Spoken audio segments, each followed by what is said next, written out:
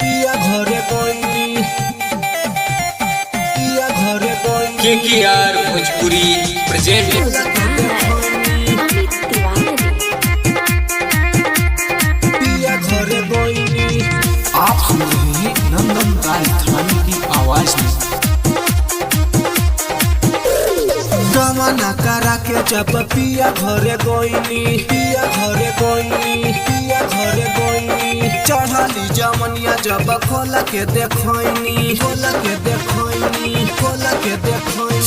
गमना करा के जब पिया घरे गईनी चढ़ाली जमनिया जब खोल के देखोइनी दुनो रे जो बनावा से रोजे रोजे खेले रोटी ढूंढिए पबेले पियावा हमारा जब पावेला अकेले रोटी ढूंढिए पबेले दुनो रे जो बनावा से रोजे रोजे खेले रोटी ढूंढिए पबेले रोजे रोजे खेले रोटी ढूंढिए पबेले रोजे रोजे खेले रोटी ढूंढिए पबेले साया के भीतरी आग धनकावे डाली के तेला छना कावे साया के भीतरी आग धनकावे डाली के तेला छना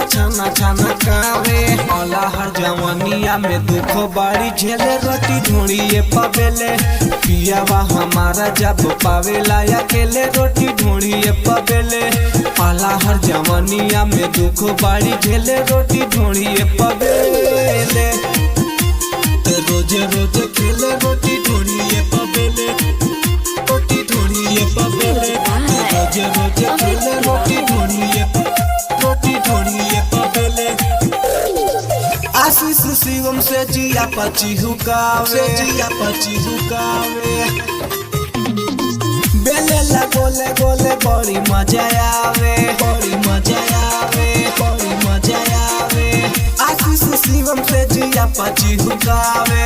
बेले ला गोले गोले बड़ी मजा आवे नंदन राजधानी मारत बाटे याला बेले रोटी ढूंढिए पबेले